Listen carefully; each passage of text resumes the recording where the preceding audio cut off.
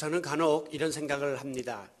어미새들이 갓 부화한 새끼 새들에게 먹이를 먹일 때에 도대체 어떻게 이것을 구분해서 먹이를 주나.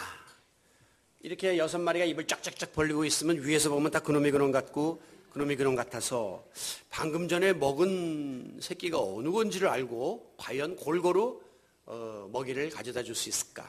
안 그래도 머리가 나쁜 사람을 새대가리라 그러는데 새들이 자꾸 이렇게 혼동이 있는데, 근데 그 방법이 이러하다고 합니다. 다시 말해서 새가 얼마나 그 입을 크게 자주 넓게 여느냐에 따라서 이 새는 아직도 배가 고프고 먹이가 필요하구나 하는 것을 구분하고 거기다가 이제 먹이를 갖다 준다는 거죠. 다시 말해서 이 새가 만약에 어미의 먹이를 시컷 먹었으면 자연스럽게 입을 별로 벌리지 않겠죠. 이제 포만감이 있으니까. 그러나 이 새는 만약에 먹이를 받다 먹지 못했으면 더 크게 막 짹짹거리면서 먹이를 달라고 간절히 구할 것입니다. 그러니까 입을 크게 벌리는 순서대로 먹이를 갖다가 넣어주면 된다고 하는 것이죠. 우리 인간사도 마찬가지입니다. 자꾸만 어려움을 하소연하고 도움을 요청하는 사람과 가만히 앉아서 하늘에서 떡이 떨어지기를 기다리는 사람은 하늘과 땅 차이의 결과를 초래하게 됩니다. 즉 간절히 전화하고 자꾸 도움을 요청하는 사람에게 도움의 손길이 자연스럽게 가게 되어 있죠. 신앙생활도 마찬가지입니다. 우리가 하나님의 은혜와 축복을 사모하고 수시로 무릎 꿇어 눈물로 기도하는 사람과 그냥 습관적으로 교회에 나와서 그저 팔짱 끼고 의례적인 예배를 드리고 별 아쉬움이나 기대감 없이 형식적으로 기도를 하는 사람의 결과는 역시 큰 차이가 날 수밖에 없는 것입니다. 우리가 방금 부른 찬송도 그저 열심을 다해서 성령의 단비를 부어 새 생명 주옵소서 하고 간절히 부르는 사람하고 줄 테면 주시고요 말 테면 마시구랴 건성으로 부르는 사람하고는 하늘과 땅 차이죠. 전부여 의지 없어서 손 들고 옵니다 하면서 하나님께 갈망하는 사람과 전부여 의지 없으면 저기 적으면 돈 믿고 살지라 하는 사람하고는 완전히 하늘과 땅 차이일 수밖에 없는 것이죠. 우리가 어떤 자세를 지니고 하나님을 대하는가라고 하는 이 자세에 따라서 하나님의 응답도 확연한 차이가 날 수밖에 없습니다. 시편 81편 10절에 보면 내 입을 크게 열라. 개역성경에 보면 이전의 성경에 보면 넓게 열라. 우리의 입을 크게 넓게 열면 내가 채우리라 라고 하나님께서 약속하셨습니다. 즉 하나님을 그만큼 간절히 갈망하고 간구하는 자에게 하나님이 응답해 주시겠다고 하는 말씀이죠. 갈망이라고 하는 말의 뜻을 사전에서 찾아보면 간절히 애타게 바란다라고 해석해 놓았습니다. 비슷한 의미의 갈급이라는 그 단어도 찾아보면 간절하고도 애타는 마음으로 바란다 그렇게 해석해 놓았습니다. 갈망이나 갈급함의 공통분모는 바로 바란다는 거예요. expectation, 기대한다는 거예요. 내가 이것이 이루어지기를 간절히 사모하고 구하는 이런 상태를 뜻하는 것입니다. 그러므로 우리가 하나님을 갈망한다, 하나님의 은혜를 갈급해한다라고 하는 것은 우리가 간절하고도 애타는 마음으로 주님을 바라보고 주님의 도우심을 기대하는 자세를 뜻하는 것입니다. 마치 서두에 말씀드린 것처럼 새끼 새가 어미가 가져다주는 먹이를 받아먹고자 그저 아직도 눈도 떠지지 않은 상태 속에서도 감각적으로 어미를 향하여 매달리는 것 같은 그런 간절함이 오늘 우리의 신앙생활에 필요하다고 하는 것입니다. 오늘 우리가 주 앞에 나올 때마다 하나님을 갈망하고 영적인 갈급함을 가지고 나와야 합니다. 오늘도 여러분들이 주 앞에 나올 때에 오늘 예배를 통하여 하나님이 주실 은혜를 갈망하고 하나님이 주실 축복을 기대하면서 나온 자, 그들이 하나님의 은혜를 더 크게 받을 수밖에 없는 것은 당연한 이치이죠. 그야말로 하나님 한 분 외에는 나의 도움이 없습니다. 하나님이 함께 하시지 아니하시면 나는 희망이 없습니다 라고 하는 간절한 심령을 가지고 주 앞에 나오면 우리 하나님께서 우리의 기도를 들으시고 우리의 형편을 보시고 강하고 능하신 편팔로 우리를 붙잡아 보호하시며 인도해 주실 줄로 믿습니다. 오늘 본문에 보면 하나님께서 이스라엘에게 말씀하시기를 3절 나는 목마른 자에게 물을 주며 마른 땅에 시내가 흐르게 하는 하나님이니 나의 종 나의 택한 자여 두려워하지 말라라고 격려하고 위로하고 계십니다. 그런데 이 말씀이 응답되기까지 중요한 전제 조건이 하나 있는데 그것은 바로 우리가 목마른 사슴이 시냇물을 찾기에 갈급함 같이 하나님의 은혜를 구하는 갈망하는 마음을 가져야만 하나님이 그 모든 것들을 채워주시겠다고 말씀하십니다. 예수님께서 마태복음 5장에 보면 산상수훈을 설교하시는 중에 심령이 가난한 자는 복이 있다 그랬고요. 의에 줄이고 목마른 사람이 복이 있다라고 했습니다. 여기 가난하다, 줄이다, 목마르다라고 하는 이 말의 뜻은 뭡니까? 내가 지금 절대 궁핍의 자리에 빠져 있어서 고통 가운데 있다는 것입니다. 목이 말라서 힘이 들고 배가 고파서 힘이 들고 굶주려서 힘이 들다는 것이죠. 그러므로 이 말의 뜻은 심령이 가난한 자, 의에 줄이고 목마른 자가 되어야 한다는 것은 내가 배고픔을 체험받기를 원하는 소원을 가지고 있고 목마름의 갈증을 해소시키기 원하는 소원을 가진 사람이라야 하나님이 복이 있다. 그들에게 그 배고픔과 갈증을 해소시켜 주신다고 약속하신 것이죠. 자, 오늘 우리가 이 본문 말씀의 배경을 먼저 좀 살피고 이제 본문으로 들어가야 하는데요.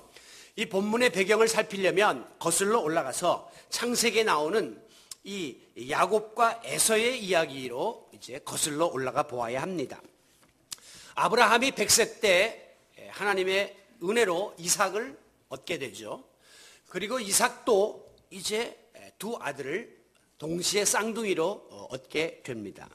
그들 중에 이제 형이 에서이고 간발의 차이로 발꿈치를 붙잡고 나온 동생이 바로 야곱입니다. 그런데 이 인간적으로 동생 야곱은 형보다 덜 남자답고 적극적이지 못한 좀 소극적인 성격을 지니고 있었습니다. 반면에 에서는 성격도 우락부락하고 또 괄괄하고 들에 나가서 사냥을 하는 등 남자다운 그런 모든 자격을 갖추고 있어서 아버지가 이 에서를 더 편애하는 이제 그런 모습을 우리가 보게 되죠. 반면에 야곱은 털도 없고 피부도 곱상하고 얼굴도 다 차분해서 성격도 얌전해서 주로 가사일을 돌봄으로 어머니 리브가가 이 야곱을 또 편애하는 그런 내용이 이제 창세기에 전개됩니다. 그런데 하나님은 이 둘 중에 누구의 편을 들어주셨느냐? 인간적으로는 이 형 에서가 모든 자격을 갖추고 또 모든 면에 있어서 훌륭했으나 동생이 좀 부족했지만 하나님의 복을 더 갈망했던 이 야곱의 손을 하나님이 들어주십니다. 그래서 야곱은 이제 적극적으로 형을 팥죽 한 그릇에 속여가면서라도 하나님의 복, 장자권을 받기를 갈망했죠. 결국 하나님은 좀 그 방법은 옳지 않았지만 그만큼 하나님의 복을 갈망했던 그런 야곱에게 이스라엘의 대를 잇도록 축복하십니다. 그래서 오늘 본문 1절에 보면 나의 종 야곱아 내가 택한 이스라엘아 들으라. 이 야곱과 이스라엘은 같은 인물이에요. 야곱에게 하나님이 야복강가에서 하나님의 사람과 씨름을 해서 이기자 사람이 하나님을 이겼다고 하는 뜻의 이스라엘이라는 이름을 주었어요. 그렇기 때문에 결국은 야곱이 이스라엘의 대를 잇는 대표적인 인물로 자리매김을 하게 된 거예요. 그래서 우리가 기도할 때 아브라함과 이삭과 야곱의 하나님 그렇게 기도하는 겁니다. 에서의 하나님이라고 하지 않고 야곱의 하나님이라고 하는 것은 그에게 이스라엘을 대표하는 권한이 주어진 것을 의미하고 있습니다. 하나님은 아무리 인간적으로 조건을 갖추고 세상적으로 모든 자격을 갖추었다 할지라도 그 마음속에 하나님을 간절히 의지하고 위로부터 임하는 복을 사모하는 자를 더 기뻐하시고 그들을 축복해 주시겠다고 약속하고 있습니다. 바로 이와 같이 하나님을 갈망하는 자에게 주어지는 축복의 내용이 오늘 본문 3절과 4절 어간에 기록되어져 있는 것입니다. 자, 그렇다면 하나님을 이렇게 갈망하는 자에게는 어떤 축복이 주어지는가? 우리가 몇 가지로 살펴보도록 하겠습니다. 먼저 하나님을 갈망하는 자에게는 위로부터 새 힘이 공급되게 됩니다. 3절 상반절에 보면 목마른 자에게 물을 주며 그랬죠? 목마른 자라고 하는 것은 지금 갈증이 해소되기를 간절히 원하는 소원을 가진 갈증 해소를 갈망하는 자를 뜻하는 것이고, 그런 자에게 물을 준다고 하는 것은 하나님이 그 문제를 해결해 줘서 목이 마른 사람이 목이 마르지 않도록 시원하게 해 주시겠다고 약속하고 있는 것이죠. 바로 이 물이 하나님이 주시는 새 힘을 뜻하는 것입니다. 이사야 40장 30절에 보면 소년이라도 피곤하며 곤비하며 장정이라도 넘어지며 쓰러지되 오직 여호와를 앙마하는 자는 새 힘을 얻으리니 라고 하셨습니다. 여기에서 앙망이라고 하는 말의 뜻은 우리가 오늘 살펴보는 갈망이라는 말과 흡사한 거예요. 기대한다, 사모한다, 하나님을 바라보는 자에게 새 힘을 하나님이 주시겠다라고 약속했습니다. 비유컨대 독수리가 날개치며 올라감같이, 비유컨대 다른 박질을 하여도 피곤하지 않은 것처럼 그 누구에게부터 공급받을 수 없는 새 힘, 그 무엇으로도 소유할 수 없는 그 힘이 하나님께로부터 우리에게 주어지게 됨을 믿으시기 바랍니다. 느헤미야 9장 10절에 보면 여호와를 기뻐하는 것이 너희의 힘이니라 라고 했습니다. 우리 성도의 힘이 어디서부터 주어지고 어떤 힘인가를 보여주는 말씀이에요. 여호와를 기뻐하는 것이 너희 믿는 자들의 힘이다 라고 했습니다. 자, 세상 사람들은 어디에서 힘을 얻습니까? 이 땅 위에서 힘을 얻습니다. 그리고 세상적인 방법으로, 인간적인 방법으로 힘을 길러 나갑니다. 예를 들면 최대한 노력해서 물질을 모아서 금력을 확보하고, 그리고 열심히 공부해서 지식을 쌓아 지력을 확보하고, 열심히 몸 관리를 해서 체력을 확보하고, 열심히 인간관계를 맺어서 사회력을 확보해 나가는 게 인간의 힘을 얻고 기르는 방법이에요. 그런데 여러분, 이 세상의 모든 힘들은 다 제한되어 있고 이것이 유한하다는 사실을 잊지 말아야 합니다. 잠시 동안은 이 힘이 나에게 도움이 되고 유익을 주지만 이 힘이 계속적으로 유지되지 않기 때문에 우리가 궁극적으로 의지할 대상은 못 된다는 거예요. 권불 10년이라는 말이 있습니다. 권력은 10년을 넘어설 수 없다는 거죠. 요즘 우리나라 같은 데서는 5년만 지나면 정권이 바뀌니까 권불 5년이에요. 예?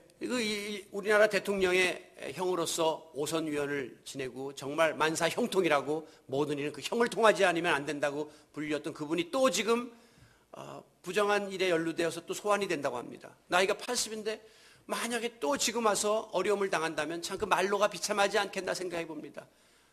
무소부위의 권력을 누리던 그 권력자의 권력은 5년을 넘기지 못한다고 하는 거죠. 최근에 발표에 의하면 자영업의 성공률이 5%에 불과하다라는 통계가 나와 있습니다. 자기 자본금을 다 들여서 12시간씩 정말 힘있게 일한다 할지라도 5년 안에 80%는 문을 닫을 수밖에 없는 것이 인간이 추구하는 이 노력의 한계입니다. 건강과 미모도 마찬가지예요. 아무리 몸을 키워놔도 근육은 한 일주일만 운동하지 않으면 다시 흐물흐물해지고 말아요. 아무리 이 몸 관리를 잘해도 70이 넘어가면 여기저기 아픈 것은 누구나 다 조금 차이만 있을지언정 할 수 없습니다. 아무리 미모를 가꾸어도 60이 넘어가면 대부분 평준화 수준에 도달하게 되고 마는 것이에요. 인간이 쌓아 올리는 모든 세상에서의 힘은 제한되어 있고 어느 날 끝이 온다는 것이죠. 그러면 우리 성도들의 힘은 어디서 오는가? 고린도 후서 4장 16절에 보면 우리의 겉사람은 날로 낡아지나 후패하나 속사람은 날로 새로워지도다 라고 했습니다. 날마다 후패하고 낡아지는 겉사람의 세계를 추구하는 것은 세상 사람의 힘의 세계고, 오늘 우리 그리스도인들은 속사람을 날마다 키워나가는 그야말로 하나님이 공급하시는 영적인 힘, 그리고 신앙적인 힘, 내면의 힘을 의지하고 바라면서 살아야 마땅한 것이 성도들인 줄로 믿습니다. 오늘도 많은 사람들은 육신의 건강을 위해 산으로 올라가고 자기의 마음의 힘을 기르기 위해서 들러나갈 줄 모르지만은 우리는 영적인 힘을 공급받기 위해서 하나님 앞에 달려 나왔습니다. 오늘도 찬양과 기도와 말씀과 봉사와 사역을 통해서 주어지는 힘, 하나님만 의지하는 믿음을 통해서 주어지는 영적인 힘, 이 힘이 오늘 우리 속에 계속적으로 재충전되어지게 될 때에 비록 세상적으로는 외적으로는 육적으로는 힘이 들고 쇠퇴하고 어려운 가운데 처한다 할지라도 우리는 날마다 승리하는 삶을 살아갈 수 있게 될 줄로 믿습니다. 왜? 우리가 하나님을 갈망하니까 하나님께서 우리에게 독수리 날개 치며 올라감과 같은 새 힘을 위에서부터 공급해 주시기 때문입니다. 이와 같은 힘은 우리가 지닌 하나님을 향한 이 갈망지수와 정비례합니다. 이게 제가 만든 단어인데 하나님을 얼마나 갈망하느냐는 이 지수에 따라서 우리에게 어떤 힘이 주어지는가가 비례한다는 거예요. 하나님을 더욱더 갈망함으로 하나님 주시는 크고 새로운 힘이 우리 가운데 임할 수 있기를 바랍니다. 앞서 부른 찬양처럼 괴로울 때 주님을 바라보고 슬플 때도 주님을 바라보고 힘이 없고 연약할 때도 주님을 갈망함으로 우리의 모든 형편을 아시는 하나님께서 그 모든 어려움을 극복할 수 있는 새 힘을 우리에게 공급해 주시는 귀한 시간이 되시기를 바랍니다. 우리가 하나님을 갈망하면 구원의 은총을 우리가 받아 누리게 됩니다. 3절 중반절에 보면 마른 땅에 시내가 흐르게 해줄 것이다 라고 했어요. 마른 땅은 뭡니까? 이것은 물이 없기 때문에 가물어서 식물이 살 수 없는 소위 생명력을 잃어버린 땅을 마른 땅이라고 합니다. 저 캘리포니아에 가면 데스밸리라고 하는 게 있는데 죽음의 계곡이에요. 사람이 살 수가 없어요. 가면 해골바가지들이 이게 둥글고 있습니다. 이건 생명력을 잃어버린 땅이기 때문이에요. 그런데 거기에 시내가 흐르게 한다는 것은 하나님이 거기에다가 다시 강물을 흐르게 해주심으로 죽었던 그 땅에서 생명력이 회복되게 해주시겠다는 약속의 말씀입니다. 이것을 영적으로 해석해 본다면 저와 여러분은 죄로 인하여 죽을 수밖에 없는 생명력을 잃어버린 존재였지만 그러나 하나님이 우리에게 구원의 은총을 베풀어 주심으로 이제 영원한 생명력을 회복할 수 있도록 만들어 주셨다고 하는 사실을 의미하고 있는 것입니다. 오늘 저와 여러분은 그러므로 하나님을 갈망함으로 구원의 은총을 받은 자들입니다. 자, 이와 같은 구원의 은총은 내가 간절히 사모하고 구할 때에 하나님이 베풀어 주시는 은혜의 선물이라고 했습니다. 그러므로 구원은 믿음으로 하나님께 받는 선물이에요. 그러나 이 선물은 우리가 갈망하고 구할 때 주어지는 것이지 내가 가만히 앉아 있거나 거부할 때 주어지는 것은 절대 아닙니다. 예수님이 성경에 보면 병자를 고칠 때 꼭 물어보신 질문이 있어요. 내가 낫고자 하느냐라고 그 병자의 의지를 물어봐요. 당연히 병자는 고침받고 싶겠죠. 그럼에도 불구하고 그 입술로 병고침을 갈망하는 것을 확인하세요. 그러면 네 그렇습니다 라고 갈망하는 마음을 표현할 때에 예수님께서 마지막에 병을 고쳐주시면서 뭐라고 말씀하냐면 내 믿음이 너를 구원하였느니라 라고 말씀합니다. 아주 병을 고친 건데 왜 믿음과 구원에 대한 문제가 나옵니까? 그것은 이 앞에 계신 분이 하나님의 아들임을 내가 믿기 때문에 그분에게 병고침을 구한 것이고 하나님의 아들이기 때문에 저분이 나의 병을 고쳐줄 수 있다고 하는 믿음이 있기 때문에 주님께 구한 것이니까 그 믿음이 영적인 구원까지 가져다 주게 된 것을 의미하고 있는 것이죠. 예수님의 관심사는 그냥 육체의 질병을 고치는 것에만 있지 않았습니다. 오늘 자칫 잘못하면 많은 사람들이 소위 신유의 은사를 받은 사람들, 능력자들을 쫓아다니면서 병 고치는 일에만, 능력 행하는 일에만 집중하는데 이것은 절반짜리 신앙이에요. 오늘 병을 고치는 것은 우리 주님께서 영혼을 구원하는 일에 도구로 사용하는 것일 뿐이에요. 기사와 이적을 나타내는 것은 하나님을 더 확실하게 믿게끔 만드는 믿음을 강화시키는 도구로 사용하는 사이드 역할을 하는 것이지 그게 메인 역할을 하면 안 된다는 거예요. 여러분 아무쪼록 예수님은 병을 고치는 육체 문제와 더불어 영원히 구원받는 일을 동시적으로 이루심으로 온전한 구원, 이것을 전인적 구원이라고 하는데 전체적인 구원을 이루신 분이십니다. 우리가 삭개오의 이야기를 보면요, 삭개오가 세리장으로서 비록 세상적으로는 많은 재물을 가지고 부유하게 권력을 누리며 살았습니다. 그러나 항상 그의 마음 한구석에는 불안이 있었고 공허함이 있었고 소외감이 있었고 고독감이 있었습니다. 하루는 예수님이 여리고를 지난다는 소문을 듣고 그가 체면불구하고 이 많은 인파를 헤치고 나갈 수 있는 신체적인 여건이 되지 못했기 때문에 성경에 과거에 보면 뽕나무 위에 기어 올라갔다 그랬어요.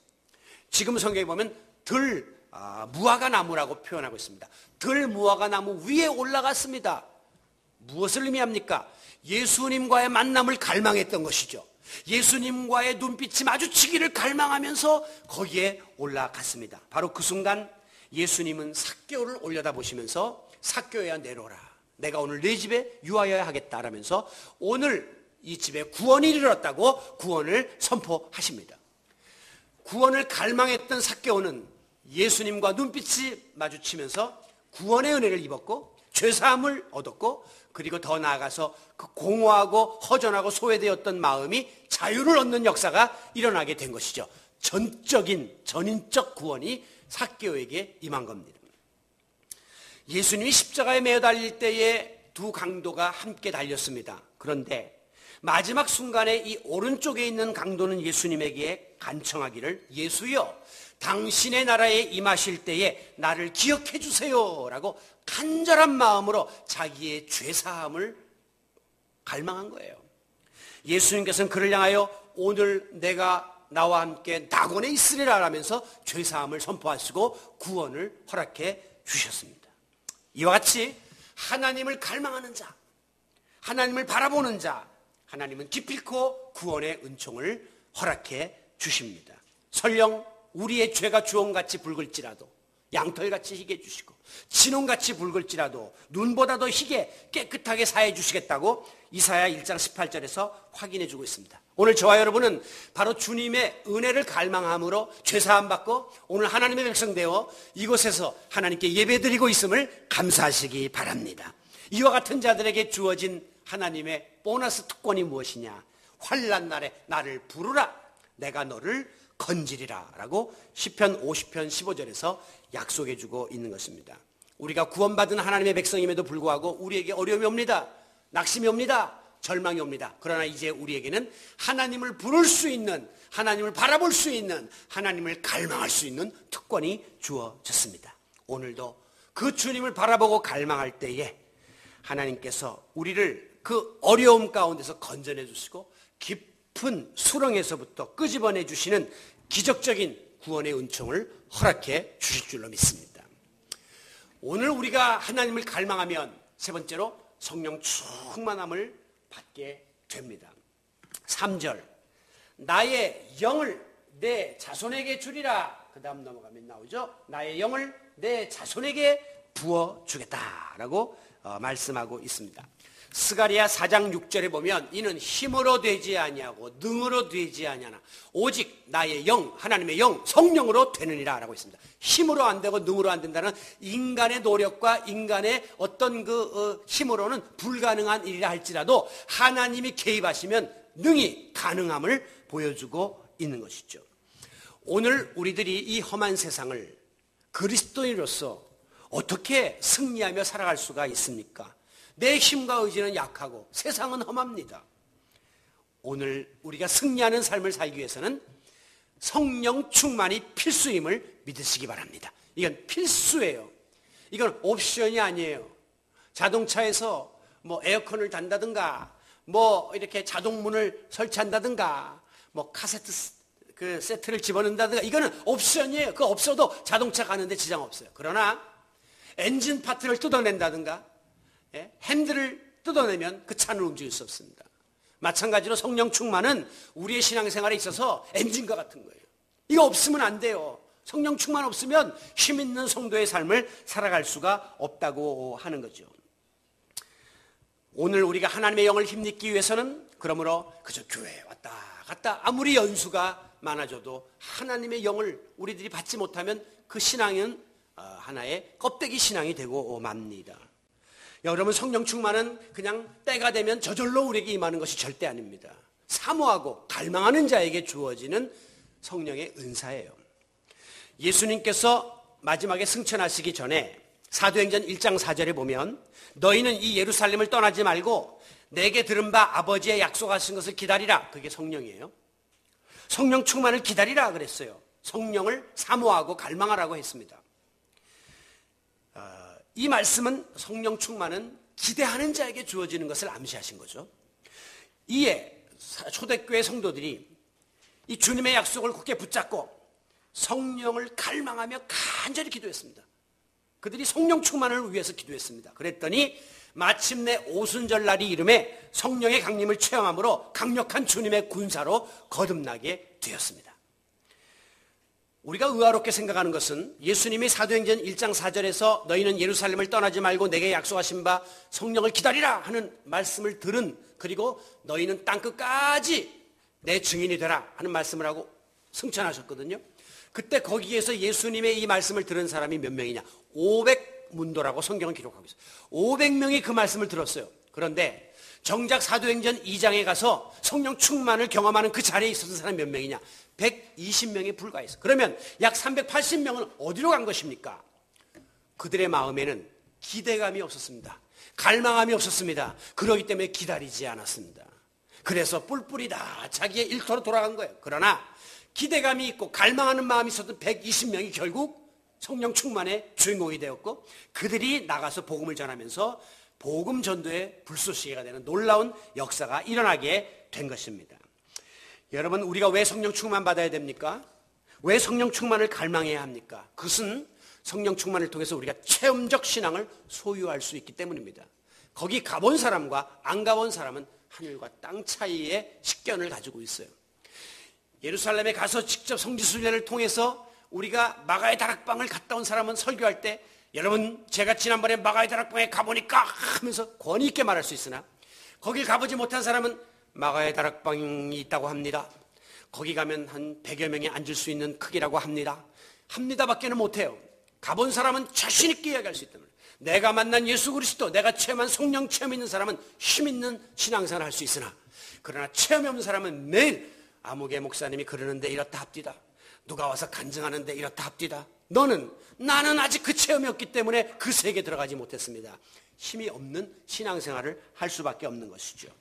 마치 성령 충만을 받고 신앙생활하는 것과 성령 충만을 체험하지 못한 사람의 차이는, 이 높은 언덕길을 자전거를 타고 자기 힘으로 페달을 밟으며 올라가는 사람, 성령 충만을 체험하지 못한 사람, 내 힘으로 내 의지로 신앙생활을 하니까 주일날 교회 나가는 것도 힘이 들고, 봉사하라 그러면 시간이 아깝고, 물질을 드리려니까 손이 떨리고, 모든 것이 힘든 거예요. 그러나 성령 충만을 받은 사람은 마치 그 자전거에 모터를 다는 것 같아서 투투투투투 하면서 내가 힘쓰지 않아도 저절로 그 언덕을 올라갈 수 있는 것입니다. 하나님의 전에 나오는 일이 기쁘고 감사하고 찬송이 힘있고 기도가 뻗어가고 하나님께 드리는 봉사가 힘이 있을 수밖에 없는 거예요. 왜? 내 힘으로 하는 게 아니라 성령 충만으로 감당하기 때문입니다. 그러므로 오늘 우리가 어린아이와 같은 신앙의 자리를 벗어나기 위해서는 성령 충만을 받아야 합니다.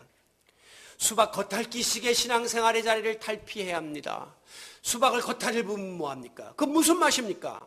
그 안에는 빨갛고 그 즙이 있고 그 달콤한 수박의 맛을 알아야지, 겉만 매일 핥으면서 교회 문을 왔다 갔다 하는 신앙인은 피곤할 수밖에 없는 거예요. 오늘 변덕스러운 믿음을 탈피하기 위해서는 우리가 성령 충만을 받아야 됩니다. 이건 뭐 술에 물 탄 듯 물에 술 탄 듯 나오다 말다 이런 정도의 신앙생활은 그건 성령 충만하지 못하기 때문에 그런 일이 벌어지는 거예요. 오늘 타성해졌고 나태한 교회 생활에서 벗어나려면 성령 충만해야 됩니다. 교회 생활에 열심을 품고 모기를 힘쓰고 헌신하고 충성하는 자가 되려면 우리는 성령 충만해야만 합니다. 제가 일전에도 말씀드린 바 있는데 19세기에 유명한 미국의 부흥사 D.L. 무디라는 사람이 있습니다. 그는 구두수성공 출신이에요. 왜? 집이 너무 가난했어요. 공부를 초등학교 5학년밖에 못했습니다. 그리고 직업전선에 뛰어들 수밖에 없었어요. 그에게는 항상 컴플렉스가 있었습니다. 내가 많이 배우지 못했고, 내가 가난하고, 내가 여러 가지 면에서 사회에서 이렇게 나를 드러내기가 힘들다고 하는 컴플렉스가 있었어요. 그러나 그럴수록 그는 더욱더 주님을 의지했고 더욱더 성령 충만을 구했습니다. 그가 훗날 이제 주의 종이 되었는데, 그는 이렇게 기도했습니다. 하나님, 내가 성령 충만을 받지 못하면 차라리 죽는 게 낫습니다. 미국의 욕 중에 하나가 뭐냐면 성령 충만 받지 못하고 목사 해먹어라. 그게 욕이에요. 목사가 성령 충만 받지 못하고 인간적인 잡으로 직업으로 목사하면 이것처럼 괴로운 게 없습니다. 이건 내 한 몸만 잘 가꾸면 될 텐데 이거는 모든 교인들의 기도 제목을 다 짊어져야 되고 비율을 맞춰야 되고 자기를 죽여야 되고 억제해야 되고 이것처럼 힘드니 그러니까 성령 충만 받지 못하고 목사하는 사람은 죽을 상이죠. 세상에 이거 어쩌나 이런 일을 하나.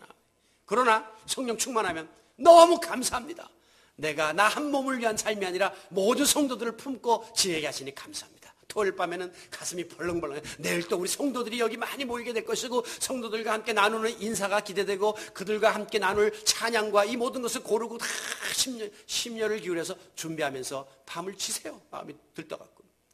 여러분, 이 무디는 성령 충만 못 받으면 차라리 죽는 게 낫습니다. 그러면서 하나님께 매달렸어요. 그러니까 하나님이 어느 날 뉴욕 중심가를 걸어가는데 그의 마음속에 성령이 감동하면서 기도하라 말씀하는 거예요. 그래서 그 인근에 있는 친구의 집을 찾아갔습니다. 나 지금 기도하라는 성령의 음성을 들으니 방 좀 내주게. 방을 내줬습니다. 무디가 들어가서 무릎을 꿇는 순간 성령이 그냥 불같이 임하기 시작하는데 무디는 너무 성령의 그 뜨거운 역사 속에서 견딜 수가 없어가지고 하나님 그만 스톱 그만 주세요 이렇게 할 정도로 성령이 불같이 그에게 임하게 되었다는 것입니다. 그 전에 무디는요 이 말주변이 없었습니다. 그리고 또 배운 게 빈약하니까 설교의 내용이 앞뒤가 안 맞아요.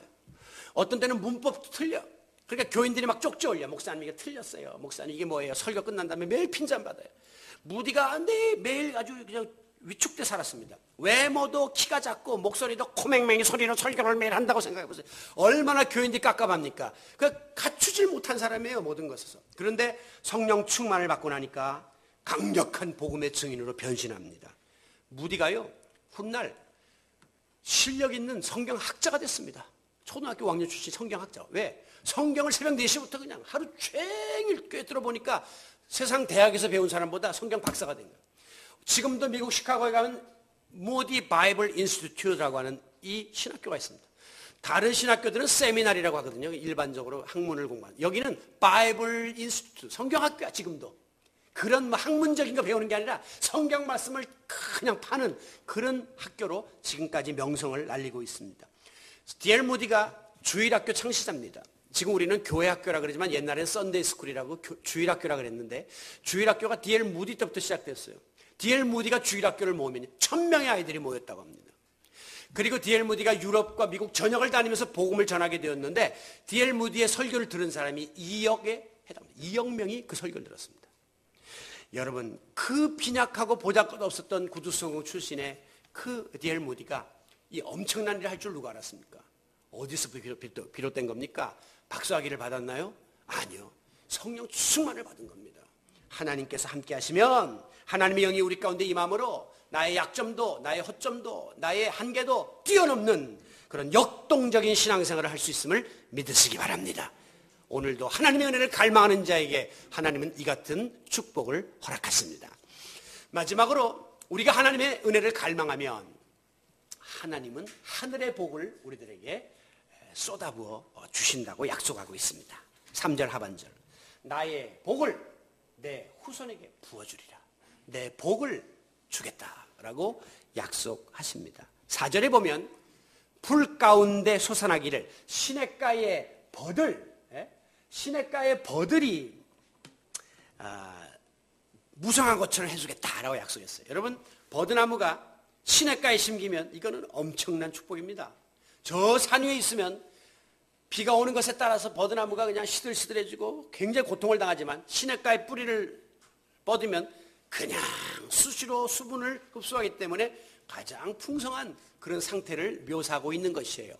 이 시냇가의 버들을 보니까 생각나는 말씀이 시편 1편 3절의 말씀입니다. 거기 보면 복 있는 사람은 시냇가에 심은 나무가 철을 따라 열매를 맺으며 그 잎사귀가 마르지 아니함 같으니 그가 하는 모든 일이 다 형통하리로다 했습니다. 하나님의 복은 곧 형통의 복이에요. 형통이 뭡니까? 막힌 데 없이 거침없이 뻗어나가는 그런 축복을 하나님께서 약속하고 있습니다. 특별히 이사야 49장 23절에 보면 나를 바라는 자는 수치를 당치 않게 해주겠다고 약속하십니다. 나를 바라는 자는 수치를 당하지 아니하리라. 바라는 게 뭐라고 했습니까? 갈망하는 거예요.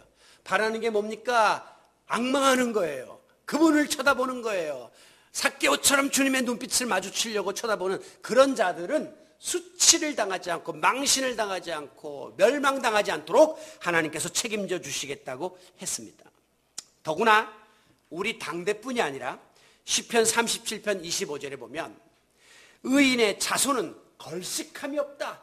그러니까 자자손손 하나님께서 그 복이 흐르도록 만들어 주시겠다고 약속하셨습니다. 오늘 우리의 바람이 뭡니까? 우리 당대에 하나님의 축복 가운데 살아가고, 그리고 이 축복이 우리 후손들에게 전달되기 원하는 마음으로 우리가 열심히 인생을 살아가고 있지 않습니까? 비결이 있습니다. 하나님을 갈망하십시오. 그리고 자손들에게 하나님을 갈망하는 법을 전수시키십시오. 그러면 여러분에게 복이 임하고 그 복이 자자손손 후손들에게까지 흘러가므로 우리 당대는 물론이요, 후손들도 의인의 자손은 걸식하는 법이 없고 남한테 손 내밀고 얻어먹는 법이 없게끔 하나님이 형통과 축복을 약속하고 있습니다. 하나님의 사랑을 사모하는 자, 하나님의 은혜를 갈망하는 자, 하나님이 보답해 주십니다. 하나님도 사랑의 눈으로 우리를 바라보십니다. 다 품어주시고 해결해 주시죠. 하나님 인자한 귀로서 우리의 모든 하소연과 아픔과 기도를 들으십니다. 풀어주실 수밖에 없는 것이죠. 이스라엘 백성이 하나님 대신에 우상을 바라볼 때가 있었습니다. 이스라엘 백성이 하나님의 말씀을 듣지 않고 거짓 선지자들의 말에 귀를 기울이는 때가 있었습니다. 이스라엘 백성이 하나님을 갈망하지 않고 세상의 즐거움에 빠져가지고 세상적인 것들을 갈망하던 때가 있었습니다. 하나님은 어김없이 이방 민족을 들어서 저들을 치셨습니다. 그리고 그들로 하여금 수치를 당하게 했습니다. 성전이 다 회파되어 자기들이 믿는 하나님이 수치를 당하고 하나님의 백성들이 포로로 잡혀가고 수치를 당하게끔 만들었습니다. 무엇을 뜻하는 것입니까? 너희의 눈이 나를 향하면 내가 너희들을 축복하겠지만 너희의 눈에 다른 것들이 들어오거나 한눈을 팔면 나도 너희들을 저버리고 수치를 당하게 할 것이다 라고 하는 하나님의 경고의 말씀입니다. 아무쪼록 오늘 우리가 하나님만 바라보고 하나님의 은혜를 갈망함으로 우리 당대엔 물론 우리 자자손손 축복이 이어질지언정 하나님을 멀리하거나 다른 것들을 바라보다가 하나님께로부터 버림받는 일이 없도록 오늘도 늘 주님을 바라보고 갈망하고 갈급한 마음의 자세를 가지고 살아가는 성도 여러분들이 되시기를 바랍니다.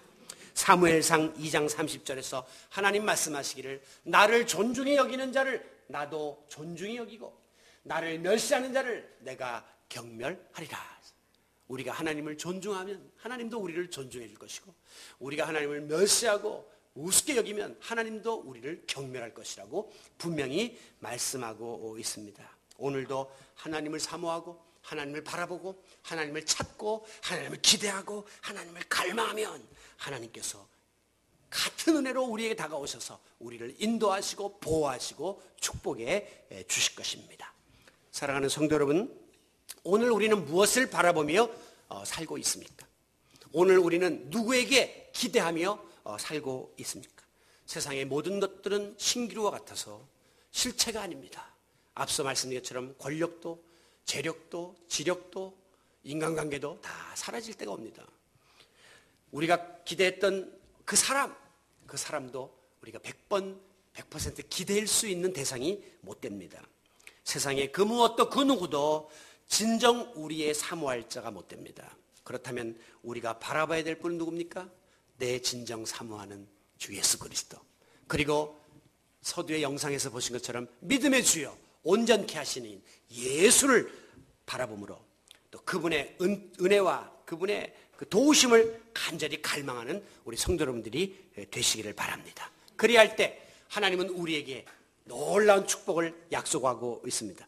위로부터 공급하시는 새 힘이 날마다 임함으로 이 세대를 힘있게 승리하며 살 수가 있습니다. 하나님이 값없이 베풀어 주시는 이 구원의 은총을 날마다 누리면서 살아가기에 됩니다. 우리가 성령 충만하여 능력 있게 다이나믹한 그런 신앙생활을 할 수 있게 될 것입니다. 그리고 하나님이 예비하신 복이 우리 당대뿐 아니라 자자손손 이어지는 놀라운 축복이 임하게 될 것입니다. 오늘도 하나님 전에 나온 여러분, 주님을 더욱더 바라보고 주님께 더 가까이 나아감으로 하나님이 예비하신 이와 같은 놀라운 축복이 우리 당대와 후대까지 이르게 되시기를 이 시간에도 주를 갈망하는 자들을 애타게 찾고 계시는 예수 그리스도의 이름으로 축원합니다.